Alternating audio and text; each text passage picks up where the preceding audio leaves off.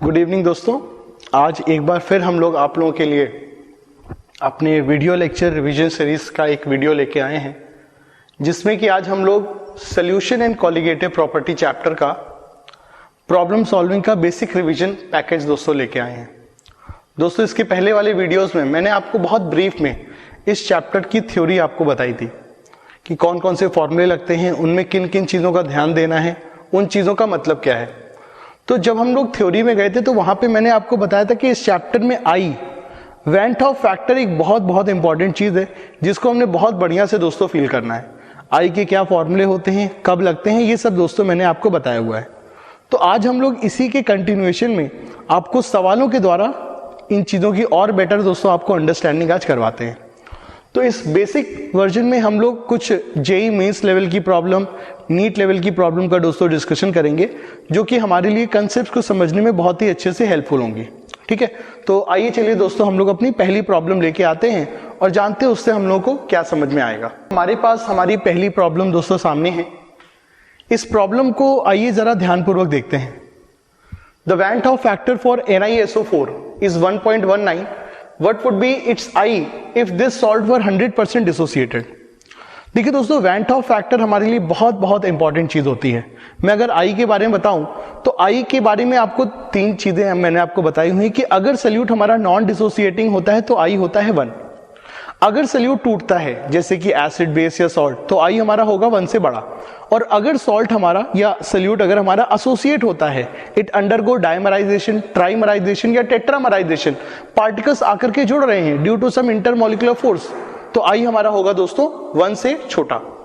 तो इस सवाल में अगर हम लोग देखें, हमें क्या दिया हुआ है, सॉल्ट, इसका आई क्या दिया हुआ है 1.19, जो कि 1 से बड़ा है। That means right now it is a dissociating electrolyte.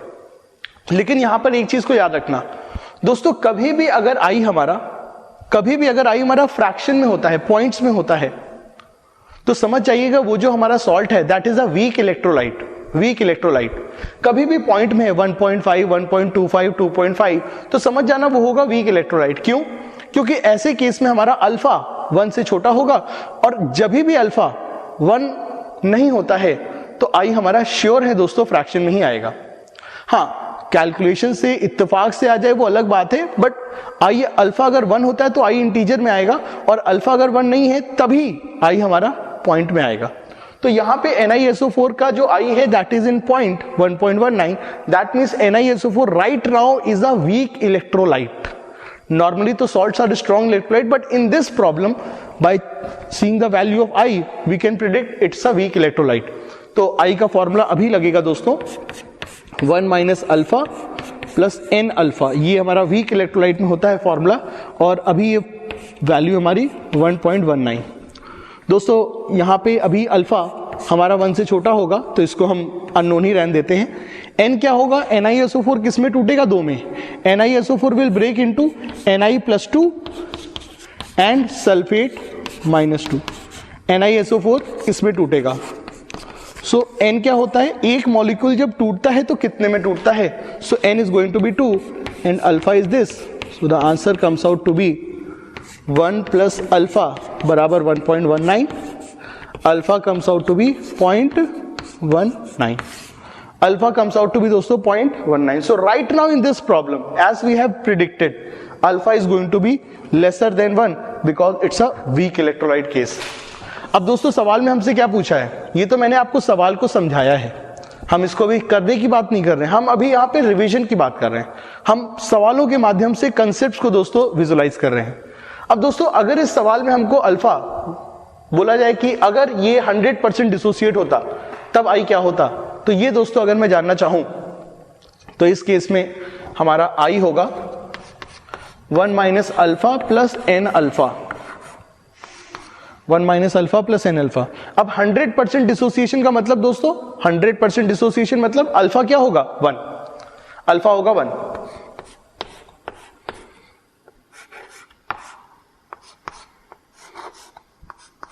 और NiSO4 के लिए आई होता है 2, NiSO4 के लिए आई होता है 2, तो अपना दोस्तों आंसर होगा यहां पर A बराबर 2। ठीक है, तो ये दोस्तों हमारे पास यहां पर सीन है कि अभी सवाल में NiSO4 का I 1.19 है, इसका मतलब क्या हुआ हमने समझा, और अगर अल्फा 1 होता तब क्या होता? कई लोग बोल रहे हैं सर अल्फा तो हमको दिया नहीं हुआ है, हमें तो यहाँ पे परसेंटेज डिसोसिएशन दिया हुआ है। दोस्तों इसी से ही हमारा अल्फा आता है, परसेंटेज अल्फा। दोस्तों परसेंटेज अल्फा हमारा होता है, परसेंटेज अल्फा हमारा होता है फ्रैक्शनल अल्फा इंटू 100। सो डिसोसिएशन कितना है परसेंटेज में? 100। तो अल्फा कितना होगा? फ्रैक्शनल डिसोसिएशन कितना होगा? 1। तो वही हमने दोस्तों यहां पर वैल्यू रखी हुई है। तो ये दोस्तों हमारा था पहला प्रॉब्लम, जिससे हमें थोड़ा सा आई के बारे में समझ में आता है। आइए चलिए अब आते हैं हम लोग अपनी सेकेंड प्रॉब्लम को लेकर के। दोस्तों ये रही हमारी अपनी सोल्यूशन एंड कॉलिगेटिव की revision, problem solving revision part की सेकेंड प्रॉब्लम। आइए दोस्तों इस सवाल को पहले पढ़ते हैं। 94 gram of phenol is dissolved in a solvent of KF इतना।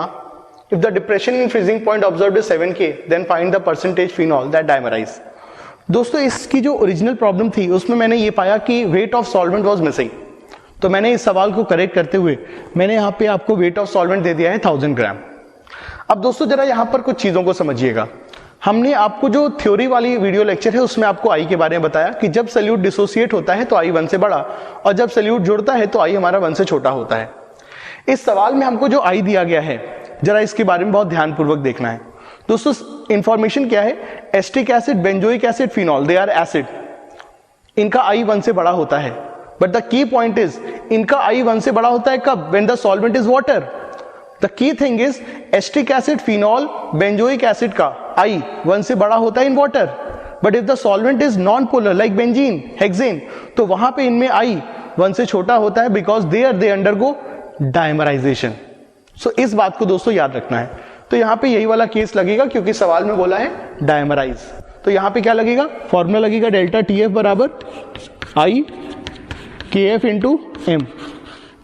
डेल्टा TF कितना दिया है? 7। आई में एसोसिएशन का फॉर्मूला लगाएंगे 1 minus alpha plus alpha upon N। KF हमको दिया है 14 and the molality number of moles of solute. कितना सल्यूट है, कितना फिनॉल है? 94 ग्राम। फिनॉल का मॉलिक्यूलर वेट भी 94 ग्राम है and the mass of solvent in kg is 1 kg। तो ये दोस्तों यहां पर है। इस सवाल में सॉल्वेंट हमको पानी नहीं दिया है और सॉल्वेंट में डाइमराइजेशन है, तो we are sure solvent is going to be non polar like benzene और हेक्सेन। तो ये यहां पे दोस्तों हम लोग लगाते हैं। अब चलिए इसको सॉल्व करते हैं। डाइमराइजेशन में n हमारा 2 होगा क्योंकि 2 मॉलिक्यूल जुड़ते हैं। सॉल्व करते हैं इसको, दैट इज 1, ये 14 इधर आएगा, आ जाएगा 1/2। सो 1 माइनस अल्फा अपॉन 2। सॉल्व करते हैं इसको, अल्फा बाय 2 बराबर अल्फा बाय 2। ठीक है, so that means alpha comes out to be 1। That means 100% dimerisation, 100% dimerisation. तो ये दोस्तों यहां पर केस होगा। मैंने अभी थोड़ी देर पहले बताया था फ्रैक्शनल अल्फा क्या होता है? फ्रैक्शनल अल्फा क्या होता है?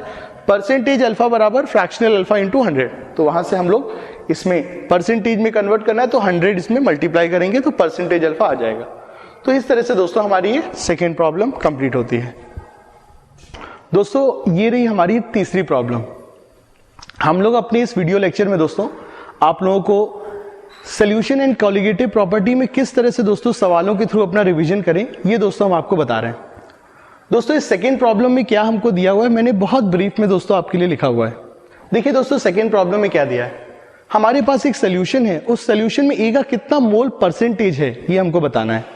क्या इंफॉर्मेशन यहां पे दी है कि ए का पी नॉट ए मतलब प्योर ए का वेपर प्रेशर है 520 mm और प्योर बी का वेपर प्रेशर है दोस्तों 1000 mm 80 डिग्री पे।